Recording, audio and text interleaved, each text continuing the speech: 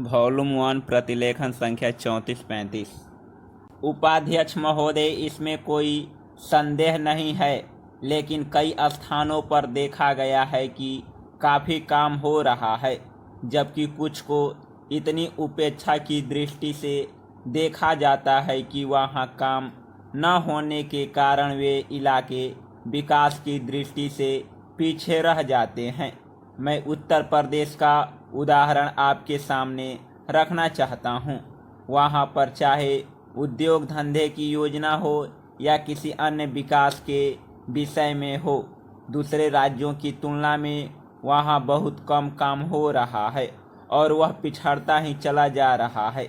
माननीय अध्यक्ष महोदय, इस विधेयक के संबंध में इस सदन के इधर के बैठने वाले लोगों ने और उधर के बैठने वाले लोगों ने बहुत सी बातें कही है।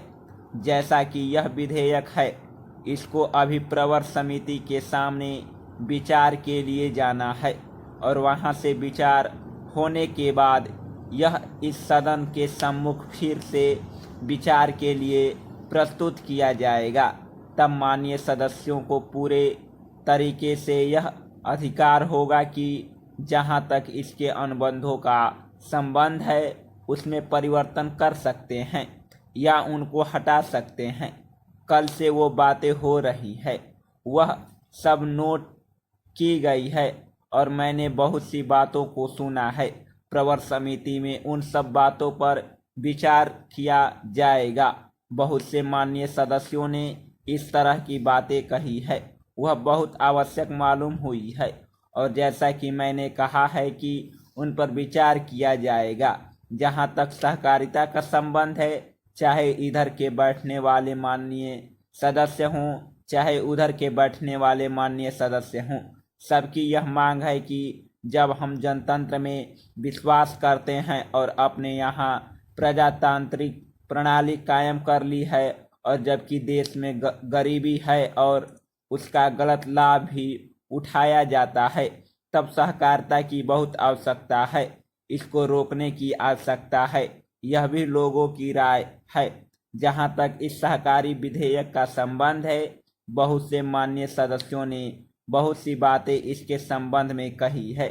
मैं सब बातों का विवरण तो उत्तर नहीं दे सकता हूँ, लेकिन मैं थोड़े में खास बातों का उत्तर देने की कोशिश करूँगा। जैसा मैंने अभी कहा, जब हमने अपने यहाँ जनतंत्र कायम किया है तो हमें अपने समाज के ढांचों को बदलना पड़ेगा। महोदय, मुझे इस संबंध में एक बात और कहनी है। वह यह है कि मुझे मुख्य आयुक्त के भाषण के अनुसार यह आशा थी कि सरकार मजदूरों की उन्नति के लिए, उत्थान के लिए, उद्योगों के विकास के लिए और गांवों की स्थिति सुधारने के लिए तकनीकी प्रशिक्षण देने का काम करेगी। लेकिन ऐसा ज्ञात होता है कि आर्थिक शक्ति सीमित होने के कारण इस ओर कार्यवाही करने की संभावना नहीं रही। फिर भी मुझे आशा ही नहीं अपितु पूर्ण विश्वास है कि भविष्य में हमारा मंत्रिमंडल इस ओर अवश्य अविलंब ध्यान देगा। इसी प्रकार से ग्रामीणों की अवस्था सुधारने के लिए सरकार घरेलू उद्योग धंधों को भी बढ़ाएगी, जो अभी तक नहीं के बराबर है। भारत की दृष्टि से कुटीर उद्योग बड़े उद्योगों की अपेक्षा अधिक लाभदायक है। पहली बात तो यह है कि भारत एक गरीब देश है और उसके पास इतना पैसा नहीं है कि वह बड़े उद्योगों के लिए पर्याप्त संख्या में बड़ी बड़ी मशीनें मंगवा सके। बड़ी उद्योगों के लिए बहुत बड़ी महंगी मशीनों की आवश्यकता होती है, जबकि कुटीर उद्योग छोटी छोटी और सस्ती मशीनों से चल जाते हैं। कुटीर उद्योगों के लिए न तो बहुत बड़ी बड़ी इमारतें बनानी पड़ती है और न ही बहुत महंगी मशीनों की आवश्यकता पड़ती है।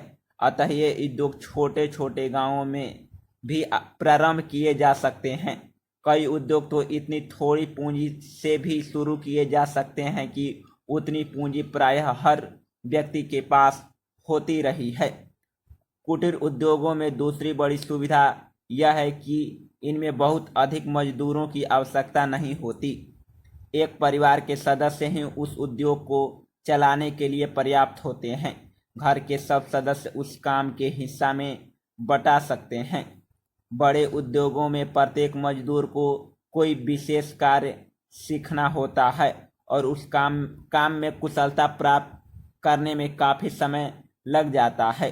तीसरी चीज़ जो मैं आपके सामने रखना चाहूँगा वह यह है कि जो विचार और सुझाव आपके सामने प्रस्तुत किए गए हैं वे एक पवित्र, शुद्ध और जनता व प्रांत के हित को ध्यान में रखकर ही प्रस्तुत किए गए हैं और मुझे पूर्ण विश्वास है कि बिना किसी दलगत भावना के शिकार हुए आप उनकी जांच करेंगे और यदि वे जनहित की कसौटी पर खरे उतरे तो उन पर कार्रवाई करेंगे। समाप्त।